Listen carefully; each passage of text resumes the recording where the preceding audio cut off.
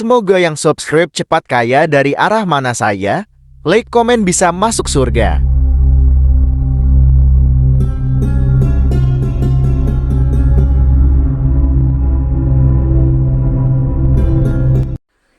Bismillahirrahmanirrahim. Allahumma sholli ala Sayyidina Muhammad wa ala ali Sayyidina Muhammad. Saudaraku yang dirahmati Allah, dalam sebuah kisah bahwa di zaman Bani Israel dulu ada seorang wanita muda yang terkenal dengan sangat mempesona. Wajahnya ayu dan cantiknya, tubuh seksi menggairahkan. Sayangnya wanita cantik yang bertubuh aduhai ini menggunakan tubuhnya untuk hal yang salah. Semua potensi yang seharusnya mendekatkan pada Tuhan dimanfaatkan untuk mendapatkan uang dengan cara menjual dirinya. Ia adalah seorang pelacur hebat yang terkenal profesional. Ia viral di depan para laki hidung belang. Ia sangat pandai memuaskan laki-laki yang datang dengan nafsu syahwatnya. Ia pelacur senior yang sangat handal. Ratusan atau mungkin ribuan orang sudah porak-poranda dibuatnya. Dalam beberapa literatur menyebutkan bahwa perempuan muda itu bernama Malika. Dikisahkan dalam kitab Duratun Nasihin, wanita itu melakukan aktivitas jual beli diri di rumahnya sendiri setiap hari. Malika menunggu para laki hidung belang dengan bernafsu di atas ranjang kerjanya. Ranjang pemuas nafsunya sengaja diletakkan di dekat pintu depan rumahnya. Ketika pintu depan itu dibuka, orang yang lewat depan rumahnya akan dengan mudah melihat Malika sedang berbaring santuy di atas ranjang.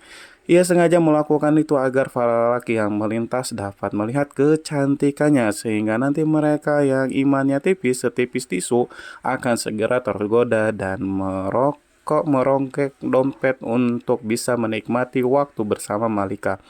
Konon Malika memasang tarif dengan harga yang sangat mahal, yaitu sekitar 100 keping dinar.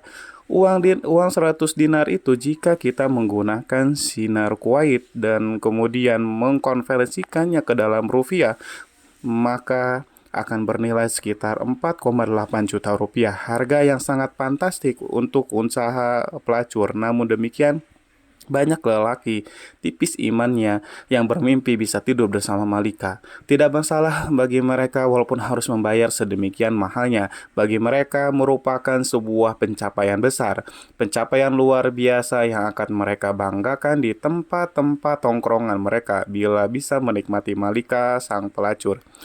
Pelacur terkaya yang sangat menjaga kualitas tubuh dan pelayan menerimanya. Itu akan membuat mereka bertepuk dada karena bangga. Banyak orang yang kemudian salah terka, mereka mengira bahwa Malika akan mati tua merana dengan penuh hina akibat perbuatan dosanya. Namun siapa sangka Allah memiliki takdir indah yang lain untuk Malika. Malika mendapatkan momen luar biasa yang kemudian mengubah seluruh jalan cerita hidupnya 180 derajat dari sebelumnya. Malika mendapatkan lelaki soleh sebagai suaminya. Dari pernikahannya, Malika dan suami memiliki 7 anak laki-laki soleh yang semuanya diangkat Allah menjadi nabi. Bagaimana bisa semua itu terjadi? Amalan apa yang sudah dilakukan Malika dalam hidupnya? Sebelum melanjutkan kisah ini, mari kita bantu channel ini untuk terus berkembang dengan cara mensubscribe dan mengaktifkan tanda lonceng. Jangan lupa berikan komentar yang baik, share video ini kemanapun supaya banyak yang mendapatkan manfaatnya. Semoga bernilai amal jariah karena membantu syiar Islam kepada manusia. Amin, amin, Allahumma amin. Suatu hari ada seorang pria muda melintas di depan rumah Malika, sang pelacur. Dia adalah laki-laki soleh, ahli ibadah. Ia berasal dari daerah yang sangat jauh dari sana. Sebut saja namanya Pulan. Ketika lewat secara tidak sengaja, mata Pulan memandang tubuh Malika di atas ranjangnya. Kata orang-orang soleh, pandangan pertama yang tanpa sengaja merupakan rejeki, sedangkan setelah pandangan pertama, pandangan keduanya dan pandangan ketiganya adalah dosa, karena sudah berbalut nafsu syahwat. Mendadak bergejolaklah darah mudanya. Mengelihat syahwat dan nafsunya sebagai ahli ibadah, Ia berusaha sekuat tenaga menahan nafsu birahinya, bahkan kemudian ia sempat berdoa kepada Allah supaya menghilangkan syahwat setan yang tengah melanda hatinya. Meskipun sudah ditahan nafsunya terus membara, syahwat tubuhnya menegang dan akhirnya benteng imannya jebol. Ia tidak mampu lagi mengontrol hawa nafsunya. Pulan pun kemudian mencari tahu caranya bagaimana supaya bisa menikmati malam bersama Malika. Ternyata tarifnya yang sangat tinggi senilai 400 dinar. Pulan tidak punya uang sebanyak itu. Ia lantas mencari cara supaya bisa mendapatkan uang untuk membayar tarif tidur bersama Malika. Alhasil Pulan menjual semua barangnya termasuk pakaian yang ia bawa dari hasil penjualan. Itu ia berhasil mendapatkan uang yang cukup untuk membayar Malika.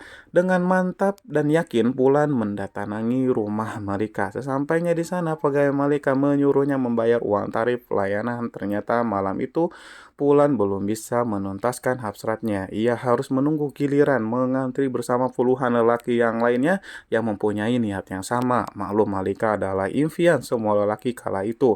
Pegawai Malika kemudian memberikan nomor antrian Pulan sekaligus mencatat waktu pelaksanaannya. Tepat pada waktu yang telah disepakati, Pulan mendatangi rumah Malika, si wanita pelacur. Malika terlihat sudah berhias rapi, ia duduk menggoda di atas ranjangnya. Pulan kemudian masuk ke dalam dan duduk bersama Malika. Di atas ranjang mereka saling berdiam. Beberapa menit mereka lewati hanya dengan berdiam-diaman, tanpa obrolan, tanpa adanya gerakan lainnya. Kemudian Malikia berinisiatif mengulurkan tangannya. Tangan itu hendak meraih tubuh Fulan, belum sampai dari jemari lentik si Malika menyentuh kulit Fulan. Tiba-tiba Pulan merasa sekujur tubuhnya dingin seperti disiram air es.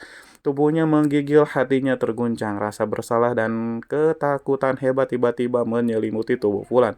Imannya yang sangat nyaris minggat tiba-tiba kemudian kembali lagi. Ia merasa seluruh ibadah dan amal baiknya selama hidup hancur porak-poranda dalam hitungan detik selama ia berada dalam kamar itu. Wajar Wajah Pulang terlihat pucat, kemudian seluruh persendiannya bergetar. Ada sebuah kekuatan dahsyat yang tiba-tiba membuat hatinya ketakutan menyadari sesuatu yang aneh. Sedangkan klien Malika, si wanita pelacur itu kemudian bertanya, "Mas, kamu itu kenapa sih? Apakah kamu sakit?"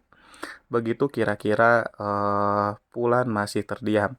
Kemudian menjawab dengan gemetar, "Mbak, aku sangat takut kepada Allah. Biarkan aku keluar dari kamar ini." Kemudian Malika mengercitkan dahinya. Ia kaget dengan jawaban Pulan. Dengan emosi Malika membentak, "Aduh, sialan, kamu banyak laki-laki yang sangat menginginkan apa yang kamu dapatkan hari ini. Bahkan mereka rela antri lama demi mendapatkanku. Aneh sekali, kamu itu kenapa sebenarnya?" Pulan si ahli ibadah itu menggigil kakinya, ia lifatkan ke depan dadanya. Detuk jantungnya bertambah kencang. Ia kemudian berkata, "Mbak, aku sangat takut kepada Allah. Aku takut Allah murka. Uang yang sudah kubayarkan tadi silahkan ambil saja, itu halal buatmu.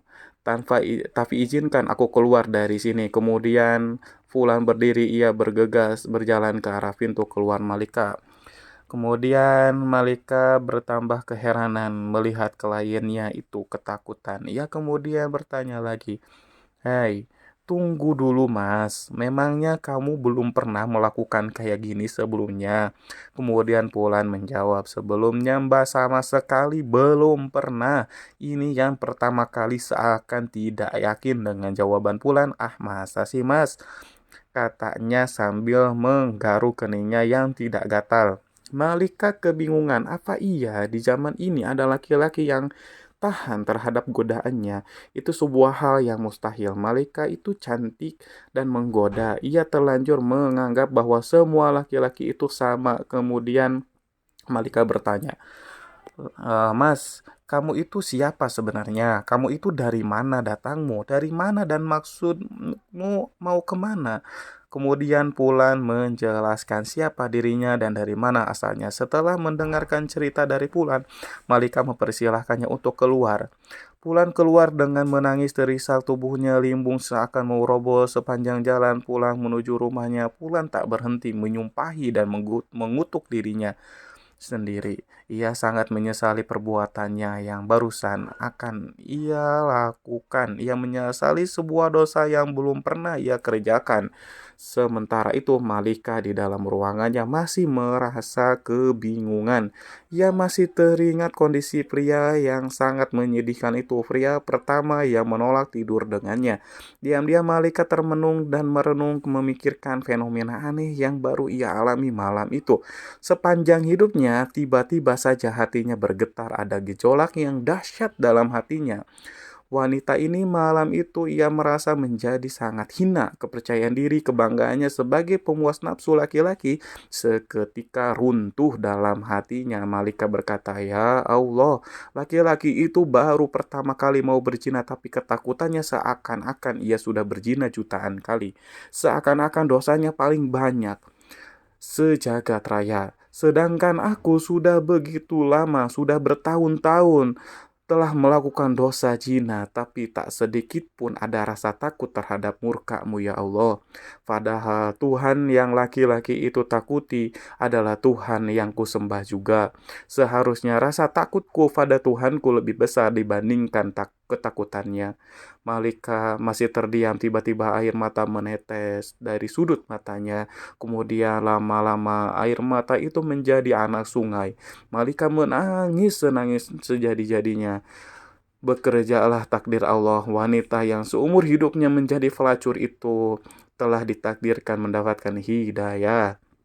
Pada malam itu juga, Malika kemudian menutup pintu rumahnya rapat-rapat. Ia menguncinya dari dalam, kemudian ia bersuci sebisanya, lalu mengganti pakaian seksinya dengan pakaian sopan sederhana, dan kemudian ia memulai beribadah, sebuah amalan yang sudah ia tinggalkan bertahun-tahun lamanya. Malika benar-benar bertaubat, menyesali dan meratapi dosa-dosanya di masa lalu, dan ia meminta ampunan dari Allah. Malika duduk beribadah sepanjang malam setiap hari. Hal itu dilakukan dengan sungguh-sungguh, dengan mengharapkan ampunan Allah. Tidak terasa pertemuan dengan Pulan sudah lewat setahun. Diam-diam Malika selalu ingat kepada Pulan, lelaki soleh yang ia temui tahun lalu. Malika teringat dan kemudian berpikir, jika saja aku mendatangi Pulan, mungkin saja Pulan mau menikahiku sehingga aku dapat belajar di sampingnya banyak hal tentang agama. Dan Pulan akan menjadi pendorong dan penyemangatku untuk beribadah pada Allah. Setelah menimbang dan berpikir lama, Malika yang sudah berubah menjadi wanita soleh memutuskan untuk mencari si Pulan. Ia masih teringat alamat yang disebutkan Pulan beberapa bulan yang lalu. Pergilah Malika mencari alamat Pulan. Ia pergi dengan membawa harta dan beberapa pembantunya. Dengan semangat dan iman mereka berangkat melakukannya. Setelah sampai di kampung yang dituju, Malika lalu bertanya kepada warga yang dijumpainya. Kemudian ia memperoleh informasi di mana rumah Fulan. Si pemuda soleh sesampainya di rumah Fulan, diucapkannya salam. Kemudian keluarlah Fulan. Ia membukakan pintu rumahnya, kemudian mempersilahkan para tamunya untuk masuk. Fulan belum sadar siapa yang datang karena Malika pada saat itu memakai cadar. Sedangkan para pembantu bersamanya, Fulan belum pernah mengenali mereka sebelumnya. Malika kemudian membuka cadar penutup wajahnya supaya Fulan mengingatnya, dan benar saja, meskipun setahun telah berlalu, Fulan masih mengenalinya. Tiba-tiba tubuh Fulan kembali menjadi dingin. Fulan teringat peristiwa perjumpaan pertama dan terakhirnya dengan wanita di depannya. Itu rasa bersalah, rasa takut yang sudah berusaha ia hilangkan selama setahun terakhir tiba-tiba datang lagi. Bagi Fulan, perjumpaannya dengan Malika tahun lalu itu membuat trauma itu lebih menakutkan daripada berjumpa dengan singa lapar. Kenangannya di masa lalu membuat tubuhnya lemas, lunglai, tubuhnya kemudian kembali bergetar hebat, keringat dan air matanya bercucuran. Fulan tiba-tiba menjerit histeris memohon ampunan kepada Allah. Fulan si ahli ibadah itu berteriak sangat kuat, saking kuatnya suaranya, nyawanya pun ikut keluar. Fulan meninggal dunia. Kematian Fulan itu tentu saja membuat Malika sangat terpukul dan bersedih hati. Malika menangis, kemudian ia melakukan ibadah Dalam doanya, Malika berkata, "Ya Allah, sesungguhnya aku berangkat ke sini untuk bertemu dia demi sebuah niat suci dan mulia untuk mendekatkan diri kepada Engkau, ya Allah. Tetapi Engkau lebih mencintai dan menginginkannya kembali kepadamu." Tangis Malika pecah, air matanya tumpah setelah pulang selesai dimakamkan. Kemudian Malika bertanya kepada keluarganya, apakah Pulan punya seorang saudara laki-laki di antara keluarganya yang membutuhkan seorang istri? Kemudian orang-orang di situ menjawab, iya betul, Pulan masih punya saudara laki-laki. Orangnya juga sangat soleh, tetapi dia itu melarat, miskin, tidak punya harta. Kemudian Malika berkata, oh ya tidak, berharta dan miskin bukanlah sebuah masalah bagiku. Aku ini wanita kaya, aku berkecukupan harta. Yang terpenting suamiku nanti bisa membimbingku untuk mendekatkan diri kepada Allah. Akhirnya kemudian saudara si Pulan, si ahli ibadah, dilamar oleh Malika. Mereka pun kemudian menikah. Allah Subhanahu wa taala memberikan kebahagiaan bagi rumah tangga mereka berdua. Bahkan dari pernikahannya mereka dikaruniai 7 orang anak laki-laki. Dan sebuah hal yang sangat luar biasa, Masya Allah, semuanya atas takdir Allah. Ke-7 anaknya itu diangkat oleh Allah menjadi nabi-nabi dari kalangan Bani Israel. Sebuah anugerah besar, sebuah barokah dari taubat yang sesungguhnya ini adalah pelajaran penting bagi kita untuk tidak memandang remeh, memandang rendah yang lain. Mungkin saja saat ini ada orang itu ahli maksiat, penuh dosa, namun ternyata besok pagi orang itu bertobat kemudian menjadi ahli ibadah dan menjadi kekasih Allah. Dari Anas bin Malik dan Abu Hurairah radhiyallahu an, Rasulullah bersabda, Allah Allah Subhanahu wa taala berfirman, apabila seseorang hamba mendekatiku sejengkal, maka aku akan mendekatinya 1 hasta. Apabila hamba itu mendekati aku 1 hasta, maka aku mendekatinya satu depan. Apabila hamba itu mendatangiku dengan berjalan kaki, maka aku akan mendatanginya dengan cara berlari. Hadis sahih riwayat Bukhari. Para sahabat yang dirahmati Allah, oleh karena itu jangan main-main dengan pertaubatan seseorang. Jangan main-main dengan kalimat tobat. Jika seorang sudah bertaubat kepada Allah, Allah tidak akan lagi memandangnya bagaimana masa lalunya. Yang Allah pandang dari seseorang adalah masa kininya dan bagaimana nanti akhir hidupnya. Semoga kita semua dipilih oleh Allah untuk menjadi hamba-hambanya yang meninggal dengan cara husnul khotimah. Wallahu a'lam bishawab. Wassalamualaikum warahmatullahi wabarakatuh.